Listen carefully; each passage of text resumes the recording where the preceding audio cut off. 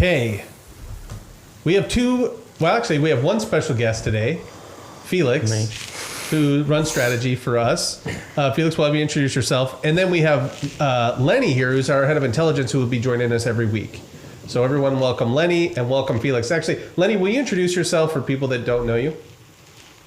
Yeah, absolutely. I'm Lenny. I have been head of intelligence at Futureverse, and previous to that, Altered State Machine. So in this space for the last 4 years, focusing very heavily on agent AI data protocols and generative AI and plugging that in and bringing it to the open metaverse ecosystem. So yeah, that's me. We're so excited to have you on the team. Yeah. Jinx. Yeah, we're so stoked you're here, Lenny. Is there anything you want to set up there? I just wanted to say that we've been missing Lenny on the team, right? We've been going at this for a while, and just having Lenny's wisdom from having dealt so much with both AI protocols and blockchain protocols, just absolutely key team member, and so thankful to have you here. Appreciate that. I'm so glad to be here. It's awesome. All right, Felix, you want to introduce yourself and kind of what do you say you do here?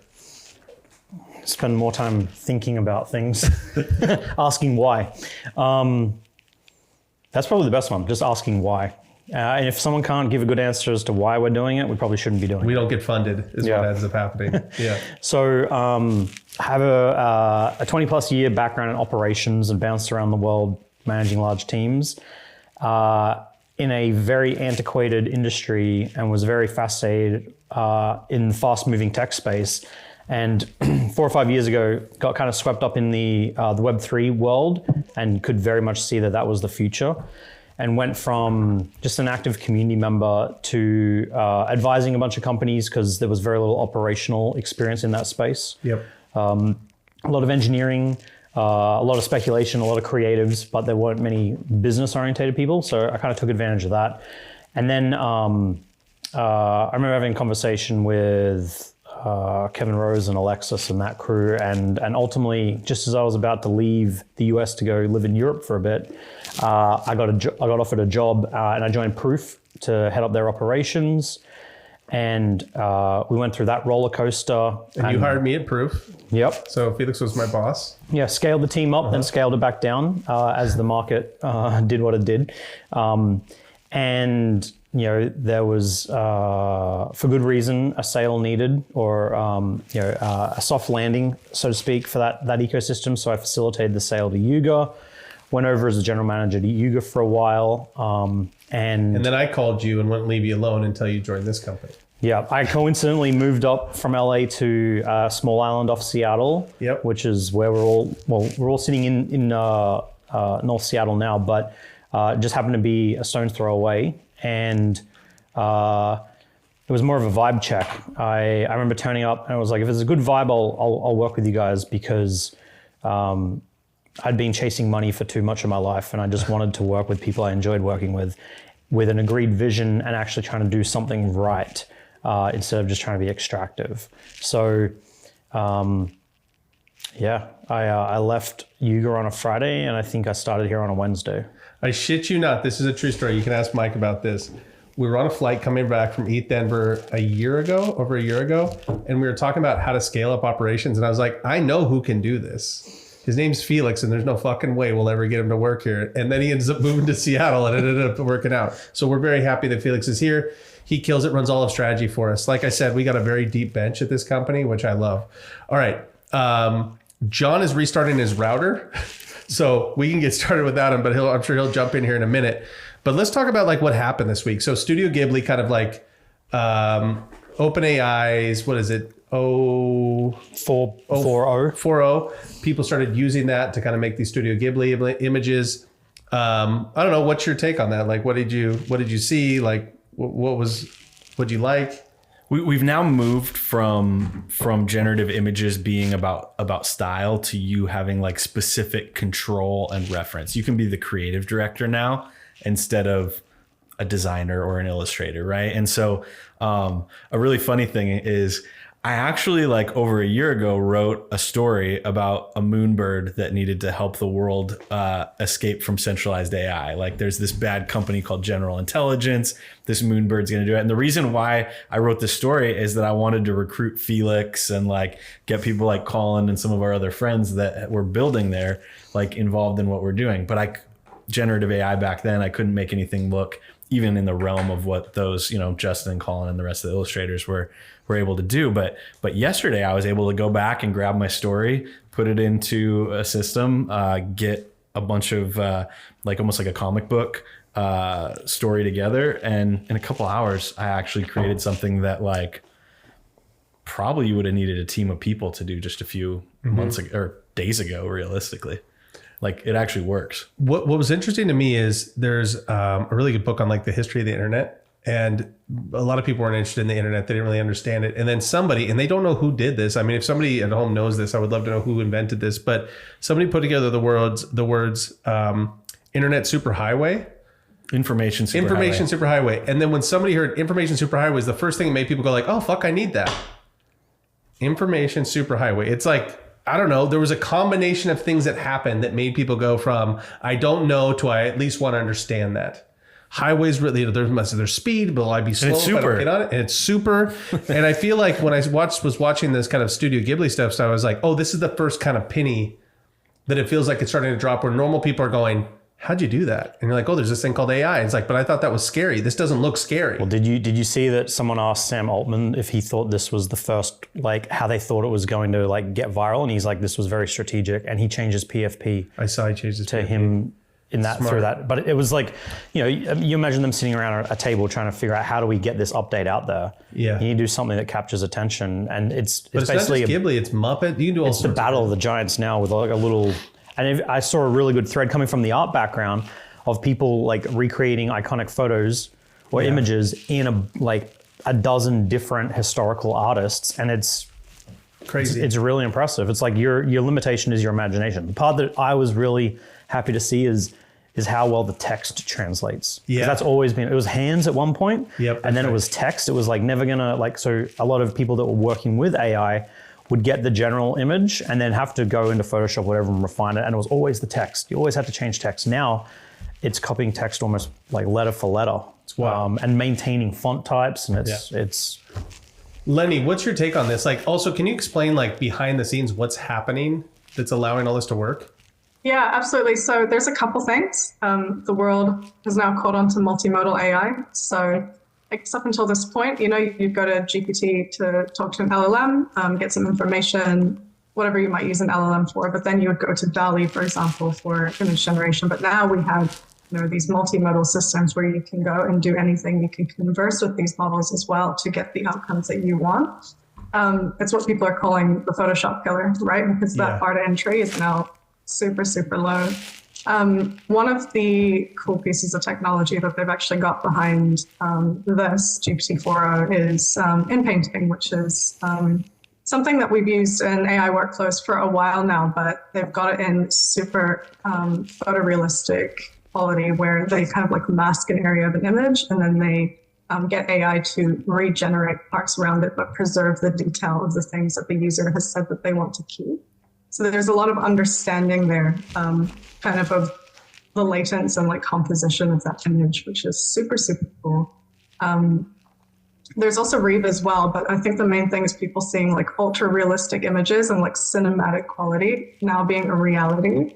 They're saying, that this is the new internet, like this is the kind of capability we have in our hands now. And it's, it's not just experimental. So I think that's a pretty big breakthrough. Yeah, it's crazy. I saw this morning. I have a friend of mine that maybe 6-7 years ago founded a company in the construction real estate space where you could take a photo of your living room and then you could go onto an app that you had to pay for and you could change the carpet, the walls, paint colors. Yeah. You could you could help interior design your house. And it was used in construction quite a lot because you could, a lot of buildings now 3D modeled. And so it was a way for a consumer to start doing it instead of reaching out to interior design studios were starting to do it and architectural firms, but you were able to do it at home. And they found a company, they raised 8 figures. It was scaling really big. ChatGPT does it even better as of yesterday. And everyone has access crazy to if it. you think. Yeah, if you think about it, right, it's reasoning. It's reasoning like an LLM, but it's doing that within the pixel space. So it's making modifications to images and changing styles based on its understanding of a pixel and the context around it, and then also what's being asked of it. So it's really kind of like scaling up those capabilities. I saw an example of seeing with that interior design of someone looking for a wallpaper in like a study. And instead of picking from a bunch of samples, they described the wallpaper they wanted.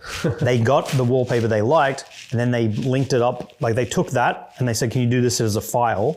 And they gave them the file, and they sent it off to like a someone that manufactures wallpaper, and they made the wallpaper, an original wallpaper.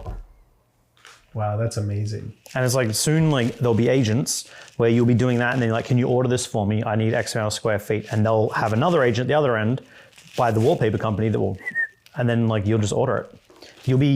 People will be designing furnitures where robots will 3D print stuff. Yep. Like the future is here. Yeah, it's happening. Lenny, why is it, what's leading to so many breakthroughs right now? Because 6 months ago, yesterday is the first time I felt like, oh, we're here, right? Like, is there any reason why is it just because, I mean, I know that's like whatever, 40xing every 6 months, but like, is there anything happening that made it just like work? Honestly, so with GPT-4o, OpenAI has access to, the best processing training and training data as well. So that's no surprise on the kind of quality of what you're seeing. But in general in the space, like the curve is shifting a little bit more exponentially as different companies tackle different problem spaces and users are providing that kind of feedback, whether it's organic feedback or actual reinforcement learning by human feedback to these models, and they're, scaling and clicking together. And people are realizing, so like, if you think back, 5-10 years, and we had agents, which are kind of state machines. You have this pre-programmed, you have this pre-programmed kind of like skills loop. And with a trigger, it'll go through a state machine, and then it'll execute an action. And that's all agents could do. Now we're at the point where things are multimodal. So people are taking reasoning out of, this model or this research. They're taking adaptation. They're taking context. They're taking all of these different like little puzzle pieces, and they're actually putting them together. And that's what we're seeing here with GPT-4o. And that's, as we research more, as more open source data comes out as well, the scale is only going to increase. The crazy thing, I want to go back to the interior design combo, but my mom is actually an interior designer. We just moved house, and I have watched her my whole life, painstakingly on CAD or AutoCAD, sitting there manually drawing up the dimensions of a space and putting in the furniture and, transitioning that, putting in the lighting, like all of this manual, rigorous, detailed work. And when we moved into this house, for example, she was kind of modeling out her bedroom. And she pulled up AI.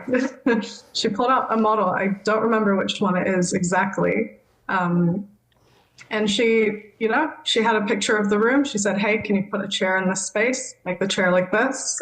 And she automatically kind of had her space laid out, and we went out and shopped and got her all the things. So it's that example really kind of speaks true to me. That's awesome. It's awesome that she's paying attention enough to even do that. Most people are still just now starting to figure out what's possible. Dude, as someone who's like a bit of a property and real estate fanatic, there's 3D printed houses in Austin, Texas, where machines are 3D printing with concrete.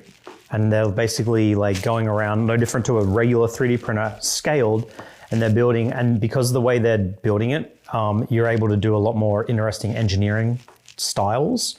And like dome houses and like all these like very natural shapes are forming, and it's actually even quite aesthetically pleasing because it's all ribbed because they have to run it like a 3D printer, so it runs circles, and they can print a house in like 48 hours, and then they have to let it set for like another 48 hours, and like your structure's done in like half a week, and they're starting to mass produce them into little communities, and like that stuff is going to scale.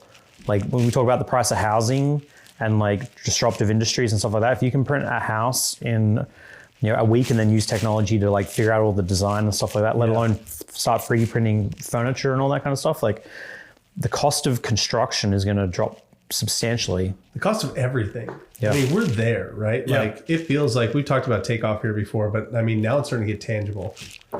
AI becomes You radically guys know about deflationary. the way that the tunnel system was designed in Tokyo?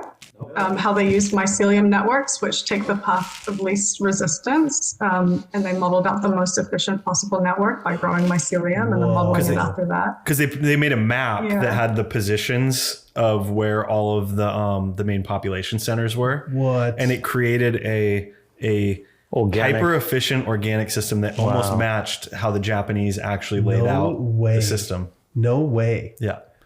Wow. Because they're an If you algorithm. think about that with AI, Yeah. and like architecture, like Felix was saying, right? AI is going to always calculate the most efficient and natural positions for infrastructure, for architecture. It's going to kind of open up a world of math and possibilities that would have taken humans a long time to evolve through our own practices. So absolutely. Yeah. Lenny, we used to joke. We used to say that nature is the hottest tech, right? And that I wasn't joking. No, it's the most sustainable tech. yeah, right. Definitely the most sustainable. Yeah, I love that. But you were saying the cost is going to just keep. Oh yeah, I mean, like a lot of economists think that AI is radically deflationary because AI creates a system in which the human inputs are pretty low. In order to do all the things that to have a house, to have food, to all the basic biological things we need, you could do that with almost nothing if you take out kind of all of the margin of the system. Yep. And so like that's the future that we're looking at here. And what we really, in my opinion, what I don't want to get rid of the capitalist system, because when somebody doesn't have skin in the game, when incentives aren't distributed, and one person's like, "I'm dad now," it doesn't matter how cheap everything else is. That creates a really unsustainable centralized structure. And so, like as we're doing this, like this assumption that jobs go to zero, that all these things go to zero, is like I've had that the whole time. Mm-hmm. But there's an alternate path where we can actually create a new economy through this. But it's like literally that's why it needs to be on chain. Yeah. Is because it needs to be And in a you place have where to nobody own can it, take it. right? Yeah. And you need both like your data, but also like the connections between all these agents to be on chain as well. Well, that's one of the first things I thought when I saw the Studio Ghibli stuff was like Miyazaki would be furious. And it's clear that they've trained all their models on his work. Right. And so it's another reason for me. It's like of going like, well, where's your data going? Right. Yeah. Like, do you really want it? Like, let's say you have all this really crazy coaching stuff you used to do with when you were like funding companies. Right. Yeah. And you have an entire process for that. It's like, I'm assuming you want to keep that on your device. Right? That's going to be in Mikey's agent. Yeah, that's going to be in Mikey's agent. And I built a process for marketing I used for 15 years. I don't want any of that shit being exposed to any of these like big players, because I want to build out my own agent and kind of own that ecosystem as much as humanly possible. Well, that comes back to like Reddit's making $200 million a year selling users' data for training models. Yeah. British Britannica, I think, is making like 150, 160 million a year selling certifiable accurate data, because they were getting so much inaccurate data that they needed, because they were pulling like Wikipedia and that, and people were messing with it. So for the first time in a long time, Encyclopedia Britannica is making money again. Making a shit ton of money every year. Wow. They're licensing it out. They didn't just sell it, they're licensing it out. That's smart. And so like a lot of these... Go ahead. Sorry, I was going to say there's 23andMe, which is probably one of the most insane legals I've seen in a little while. That's sold today, they were right? Just approved. Yeah. People's genetic data, yeah. Wait, hold on a second. That's sold? I knew it was... No, they I don't know, they're giving the data away. A judge cleared them to be able to sell not the company, but to actually piece out. My understanding is to piece out and sell the genetic data. What? That's the terms of service that if you took the swab, like I had to message my sister because I knew she had done it, and I was like, get this shit off there right now. And you can opt out. You can? That's what, is it Varna? I'm sure that they have metadata that got... Yeah, they have backups and all that. Yeah. I've also heard that they've had contracts for years with foreign governments to think they've just been collating it and doing nothing with it. It's probably naive of everyone. But now it's out in the open and they've been given the green light. Okay, so I know that you have a hard out coming up, so I want to get straight to so Felix, on this week's episode, you're going to be talking about like kind of one of our big milestones coming up. There's going to be a ton more information coming out in the coming weeks about it. But just at the high level, do you want to talk about kind of what our roadmap looks like and what's next for us? Yeah, so there's a bunch of milestones. So let's just start with the first three. First three is going to be, we announced the date today, which we're targeting. There's a lot of partners and people involved. So, hold us to it, but that's the goal. 4/22, 3.5 weeks roughly, will be your first chance to purchase an agent. Now, it's not just going to be just an agent. You're also going to get some tokens because you need an agent. The token is the account. Well, the actual, I'm talking about like the Think token as well. Yeah. That's going to be the ecosystem currency, right? So, those in the Web3 space may consider this like a pre-sale for a token, as well as getting the actual agent as well. So it's a bit of a double, maybe even a triple dip as we start to release more information. But that's just coming around the corner. And then shortly after that would be a TGE. Token goes live. So it's like you can get your agent and the tokens you need to run the agent. Well, yeah, you'll get your agent. You'll get an asset that will become your agent. When TGE comes, you'll be able to claim tokens by holding that agent. Which you're going to need those tokens to run the agent. Yep. And there'll be some really interesting staking protocols and things we've got going, which we'll release in due course in advance of that date. And then following that, we have the first platform, Souls, which is where you'll use your agent. And the idea is to kind of roll with the momentum and have pretty short windows between each of those three milestones, so that we are not only catching this wave that's happening right now, but we can bring the community along without losing interest. And then after that, it's about scaling and constantly improving and some really other cool features. And then the Independent AI Institute, which is close to 70 companies now. I think we signed our 70th today. I think Let's go, dude. Nice job. Yeah. There we go. It's to put that into context, permissionless in Salt Lake City in October, we had 20. Yeah, that's right. ETH Denver, a month ago, we had 50. Yep. 3 weeks ago, whatever that was. Now we're at 70. Like, talk about exponential growth curve. Like, we're on that curve. And also just amazing companies. Like, what Stone is doing at Mirror and stuff, like it's like we just keep getting really high quality companies that have the same vision. Yeah, I was really resounding yesterday to talk to a major player in the space that works with Circle, Robinhood, OpenSea, big names in Web 2 and Web 3. And the comment I got was, this is probably the top 5 this is one of the top 5 most exciting projects that's come across our desk. And then they were like, can we get you a grant? Can we work with you? Let's set up a meeting tomorrow.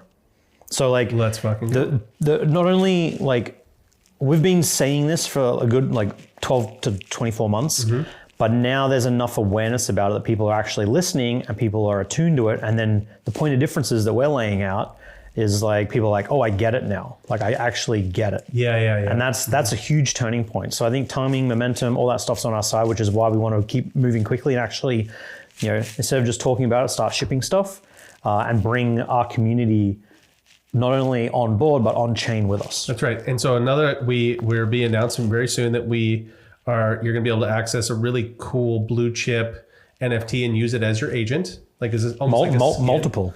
There's multiple, but the one we got this week, I'm super personally excited about. I think it's gonna be really dope. Yeah. The personalization side. We also, the marketplace, we partnered with, I would consider like the premier marketplace for this mint as well. And they're really excited about it. And they're going to be kind of shouting it from the rooftops as well. Also, Mike, so you just got invited to a big event that you're not going to talk about yet. Yeah, right before we do the mint. Right before we do the mint, which would be super cool because, again, it's like we got marketplaces, we got people coming involved. You're going to actually be on very big stages, which is going to be super cool. And obviously, we'll post all the video of you doing your thing and kind of whatever you're going to show there. But it's been a fast moving week. And then Lenny also joined us as head of intelligence. And so there's a lot there. Is there anything else you'd want to hit on the mint side? There's one part is like, a lot of the people that watch this are probably looking from a B2C perspective. Like, I'm a consumer, a user. I want to use this Souls platform. I want to own my own data. There's also companies where companies are approaching us saying, hey, can I buy 25 agents? That's what can I'm I really buy excited 15? about. And it's like, trying to find that balance as we go into like a beta round with our community and iron out the creases before we scale this thing outside of Web3 in the sense of it stays on chain and we're like, skating to where the puck's going to be, but pulling people that are off chain, that are AI curious and have all their concerns, which we alleviate a lot of those concerns and give them an experience they don't even realize is on chain. And then once the world is on chain, it's like, oh wait, you're already here. Yeah. And so that's the B2C is really interesting. The B2B is super interesting. And it's also, the B2B thing is super important for the world, because if you're trying to run a company and you have proprietary information and data, the fact that you can't custody that is wild. Well, there's a bunch of companies I know have just like blocked ChatGPT. That's right. They've just straight up blocked it. And then the funny thing is, you would talk to the executives, they'll be like, well, we have it, but it's a personal account. Yeah. Yeah. So, okay. So obviously big week. Big month. Big month. Big 2 months, the next really. few months is going to be a sprint. And then John's also going to be showing, unfortunately, there's a storm in Texas, and that's why John dropped.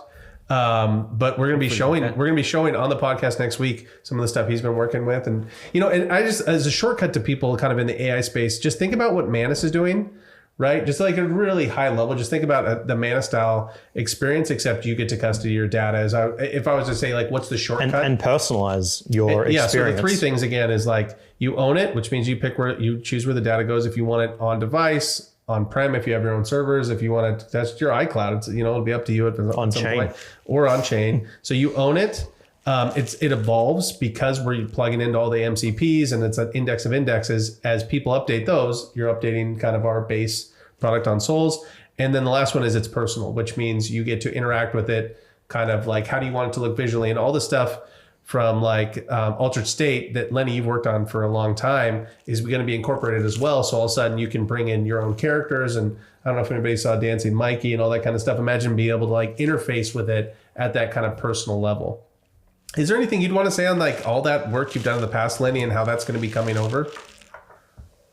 Yeah, absolutely. So I guess the vision and the reason to really spearhead a 3D generative AI model while on the mission of an agentic open metaverse is to make those pieces click, right? So if you have AI agents and you have these generative tools and you're in these immersive spaces, you want to have that full creative and logistical freedom, right? So being able to bring in these like hyper complex models in a simple way that anyone can use and build worlds, customize your avatars, design out like or model out a scene or a space or architecture for a concept, build out prototypes for your games, putting all of that at your fingertips within a agentic system. And once again, bringing that into also a multimodal workflow where you can really have control of your creative output is really the vision and why we're here.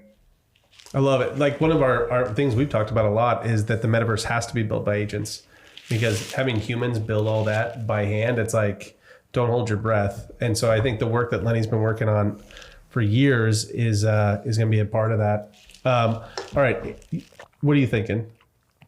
I've got three things in my head. What are you trying to get me? No, nothing. I looked at you and I could tell you're thinking about something. It's like, all right, cool. Let's transition. This is how long we've been talking with each other. Well, I've been seeing people talk shit about Eliza on Twitter, and it bothers me. Really? Yeah. Yeah. Because people are like, people worship at the fast money.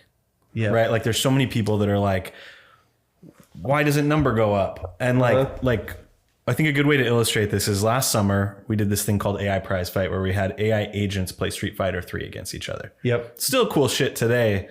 I don't know, like we were kind of ahead of the curve. And so back then when we said agents, people would be like, you mean like a real estate agent? Or like, like that wasn't even a term before Eliza. Yeah. And so Eliza was able to put out something that was open source. Yeah. Shaw kills it. Yeah. They gave it away for free. Yeah. They brought together a whole community and built in the open of people that could build an agent, and they created meme bots with them so that everybody knows what an agent is. What a gift that like literally like 1 million people know what an agent is. It makes what we're doing today possible. And then again, like, they're giving it away for free. Yeah, totally. And like we're actually we And they're support even Eliza. actively saying things like, we're trying to figure out a business model because we just keep giving everything away for free. Yeah, and it's like I love that. I love that they're doing that. Yeah, it's amazing. And I wish that we had a vision that was a bit longer than 3 days. Yeah, wouldn't that be great? Like 3 days, like Well, we have a vision. You mean the no, as a world, as a right? world. Like, Yeah, like I yeah, wish yeah. there was a culture. What I should say is, you're right. No, that's a good thing to say. It's as a culture.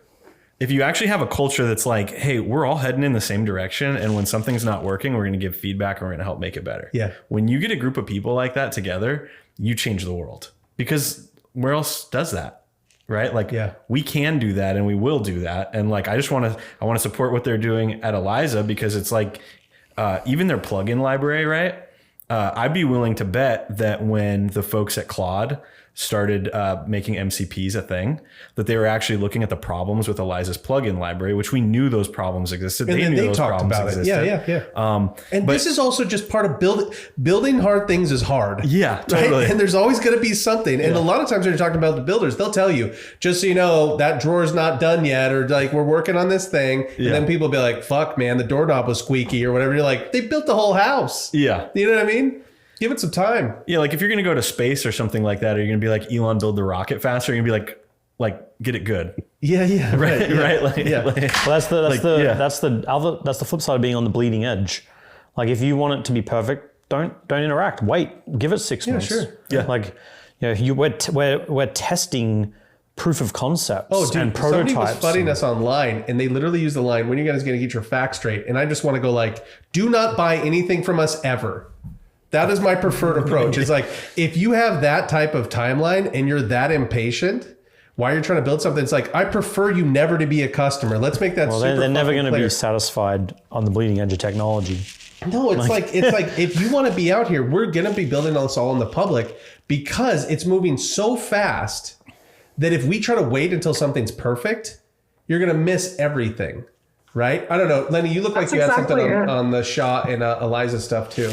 Yeah, totally. So I guess it's kind of going back to what I was saying. Every small win in this space, every piece of tech, be it primitive or not, that gets picked up, utilized, analyzed, is conducive, or it amounts to a much larger win right together as an ecosystem. So just because something that someone released, like a year ago, 6 months ago, is no longer performing up to your standards, doesn't mean that it didn't pave the way for other things. And it's important to remember that Eliza had a couple of very important keynotes. They put the Web3 development community first. They used TypeScript, JavaScript, and they wanted to make that developer experience easier for the people who were demanding a product like Eliza. They created a very easy, modular design that people can understand, whether you're a layman or not, you can come and you can understand the agent personality and the character. These are really seminal foundational pieces of what makes an AI agent yours and personal to you.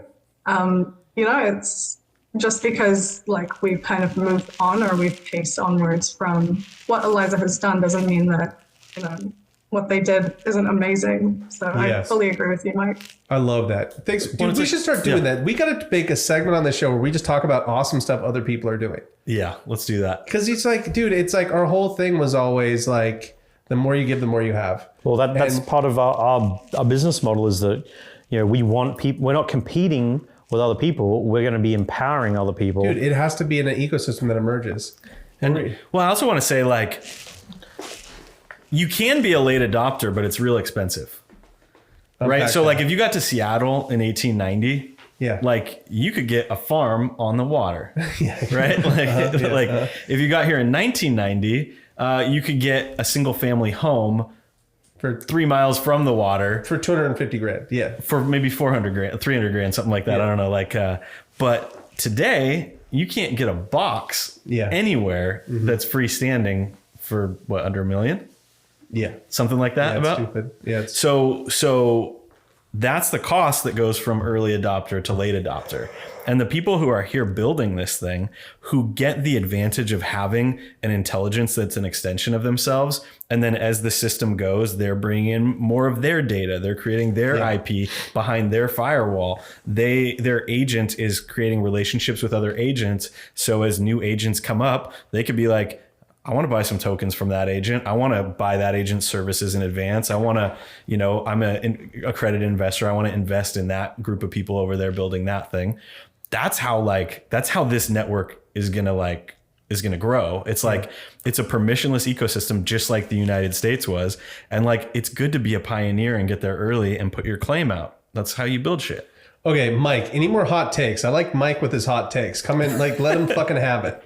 What else? Other hot takes? Yeah, well, I'm just saying, like you said, you had a couple of things. Like, hit me with it. Another hot take is I love Alan. That's another one. Thanks for making our job easy by making us look good. That's right. Alan and Jordan are running all the media right now, and they're killing it. Good job, you guys. I'm proud of Jordan, who came in as an intern and has already got a job in media and is changing his life. Jordan's my nephew, and he's right over there, and you can't see him. And he's interning with us, which is awesome. All right, you said you had 3 things, though. I want to fucking... So, Eliza, number 1, you hate the FUD for Eliza. Well, I don't have as good memory, so... Yeah, that's right. But you know what I mean? I like that. I like that, like, people forget really quickly, other people's contributions. Also, the people I know that have, like, spent time with Shah are all like, he's a great guy. Yeah. It's like, cool. Oh, here's my last take. Fuck meme coins. Okay. Cool. No, like seriously, like it has just like, okay, I'll start off with talking about how Blur killed the NFT industry, right? Like, there's a bunch of like great people who love art. They love being part of community. They're building these awesome things. And then Blur comes in and turns everybody's hard work into just a farming game of how can I make this thing worth 0?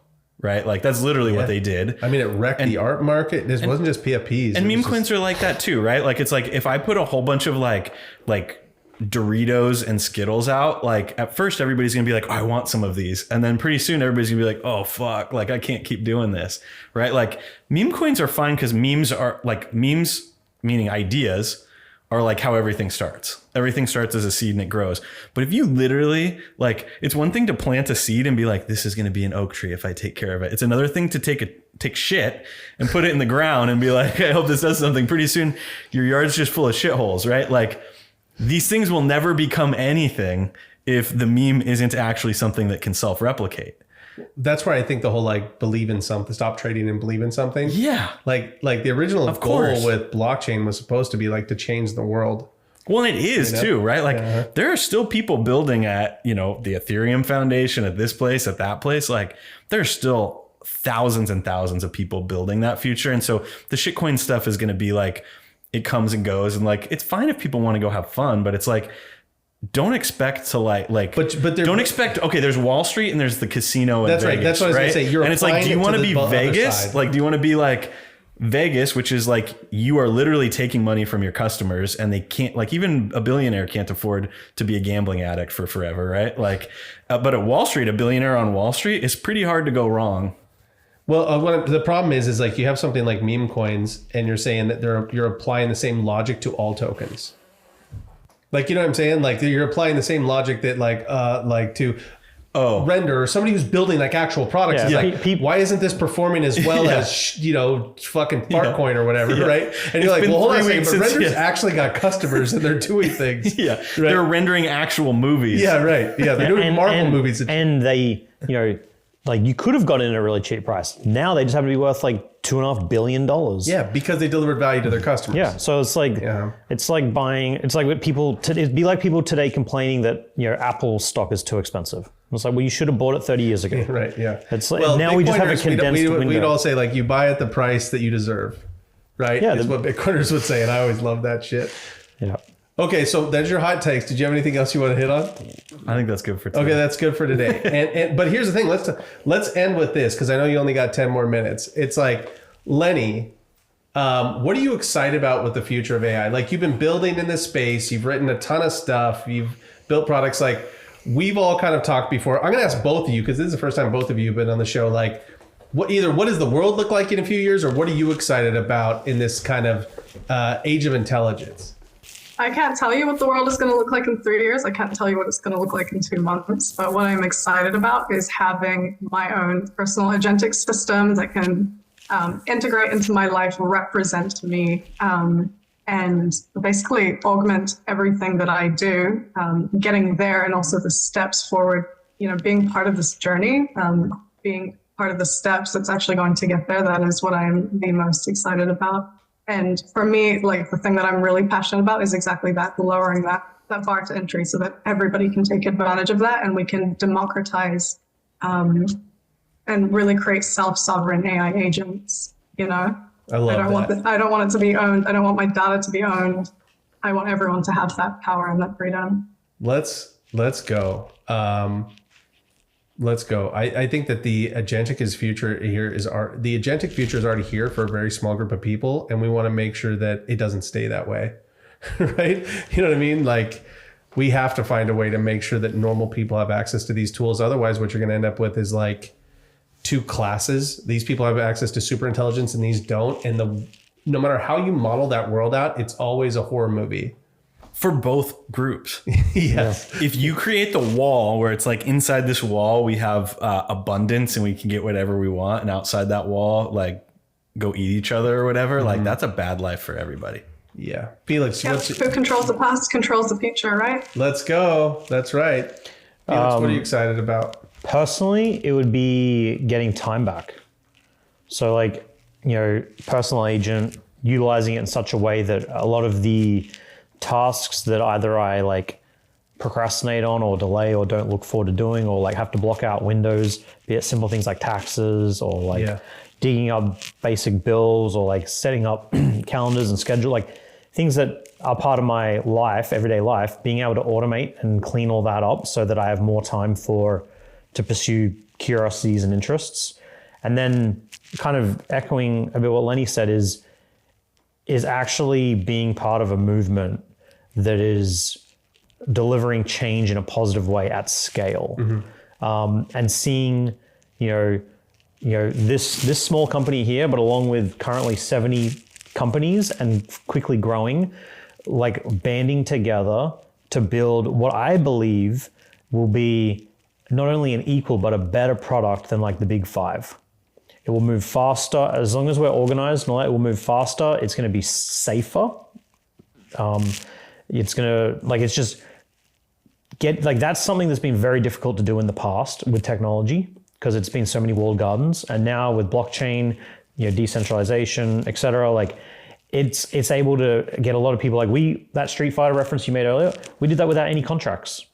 There was just half a dozen companies that wanted to work together on a project. They pulled their resources and they pulled it off in a couple of months sprint. We had 20,000 people tune in to watch it, and it was just a cool experience. No one got paid. Everyone was just experimenting and trying to push the needle. Now that group from 6 has grown to 70. What can we do now? I love that. I mean, I've thought about the stuff that we used to do, the kind of companies and stuff we used to do, and I just go like, being alive right now and working in this area at the intersection of intelligence and blockchain, it's like I like all the old books about like how the computer industry started and shit like that. And there's usually a point where it'd be like, in Monterey, there was a computer club and everybody got together and there was 50 people there and it was this person, this person, this person. You're like, whoa, they all knew each other and they were all helping each other. Being a part of that right now, for the most important thing that's ever happened to the species, just to be involved. Like with Shaw, even if he doesn't do anything else with Eliza, the fact that he put points on the board there, I think people should be like, that's amazing. It's like what Lenny said. That's a part of the process to try to get us there. Even if all we do is like contribute a little bit. Steve Jobs talks about this a lot. If you go just look up Steve Jobs talking about like how he saw building something great as a way to thank the human species. Right. And he wrote this amazing email. You can look it up where he's like, I didn't make the clothes I wear. I didn't make the food I eat. And he just goes for all these things he's thankful for. And he's like, so my contribution back is I'm going to try to make something awesome too, to come to just like, it's like putting a little bit back into the bucket that he was able to take from to be a human, And so like, even if we have a little part of it, even if we don't win, but we spark something down the line that works, I think we'd all be stoked. Like, I think this is a way bigger thing than just how do you build and scale another startup? Like, we've already done that before, and it's just kind of like, okay, this is something different. And this is something that feels at least more important. Well, going back to my intro earlier, it was like the primary reason I joined you guys here was just you definitely took a fucking pay cut. I can tell you that, right? yeah, around Look at that look of sorrow. around 85%. No, but you said that. You said that you wanted to do something important. Yeah, and I was like, I'm going to give it a year, and I just wanted to work with my friends on something that we all collectively believe in. Yeah. And it's like, how many times do you get an opportunity to do that in your life? Not many. And I've got a little kid, and like soon, and the bills are racking up, and it's like, cool, I had savings. I'm like, I'm going to roll the dice, and I'm going to enjoy the process. And here we are now, on the cusp of shipping, and we've got partnerships and major people saying this is one of the best top 5 things I've ever seen that have done things beyond like most people can even fathom. And it's like, it's going to happen. Like it's actually going to happen. It all starts like a seed, right? Yep. Did you put out this great piece? What, sorry. Go ahead, Lenny. I was just going to say, like what you said, Jesse, being on the bleeding edge means we have all of these market gaps, right? So I was looking at the AI, Independent AI Institute page, and it's just like, Ether is not doing what Morpheus is doing, it's not doing what Akash is doing. Like, we're all tackling these different market spaces, and therefore there's this interoperability gap created, and we get to be the ones that try to spearhead and click that all together. I think it would be really special before we sign off if we could do a round table where we talk about that and actually look at the potential of that ecosystem and communicate that, because this page is exciting, but I think we really need to showcase that. I love that. I mean, you're the one that kind of architected the Independent AI Institute. Is there anything you'd want to say on that as far as, because we used to use analogies like, oh, these guys have batteries and these guys have windshields and these guys have a horn and these guys have wheels. And if somebody So, I mean, if you take all the companies that are building AI today and are telling their investors hey, AI is our strategy, I would bet you it's a $10 trillion plus market, maybe more. And we got to do all of that, and we can win, because when you think about it, right, they're building closed source things that can't talk to each other. Yeah, that's right. Open source is catching up in every way right now except user experience. We're working on user experience and making it great so that all these things click together. Like literally the plan is coming together perfectly, and we're not even having to do half the shit I thought we would. MCP, I thought we were going to have to do that, right?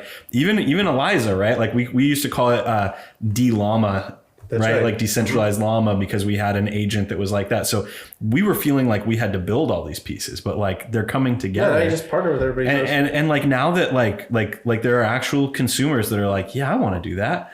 Just watch what happens when we get 10,000 consumers. Every single AI startup in Web 2 and Web 3 are going to be in a line saying, I would love those users to try my product. Yeah. And then as a coalition, right? It almost becomes like a co-op or a union or something like that, when a bunch of people organize together to get better deals, to get that sort of thing, right? When you start working negotiation, all that stuff. When you start working around a network like that, now everybody is going to conform to the desires of that group, that it's going to be uncensored, that it's going to be private, that it's going to be composable, right? Businesses will build what customers want. Customers just have to say, this is what I fucking want. Yeah. And lastly, I gotta run, but Sam Altman would like you to look into his fucking orb. Don't do it. Okay, you gotta explain. I gotta run. All right. Mike's gotta go. Peace out. Okay, we'll talk more about Sam Altman's orb next week. Lenny, thank you for being here. Looking forward to having you on the show more. Well, I guess every week. Felix, obviously come back whenever you can. I know you're usually too busy actually doing stuff, but appreciate you being here. And we'll have John back next week as well, and hopefully there won't be a storm in Texas. Cool. Thanks for being here, everybody. Appreciate it. Hey.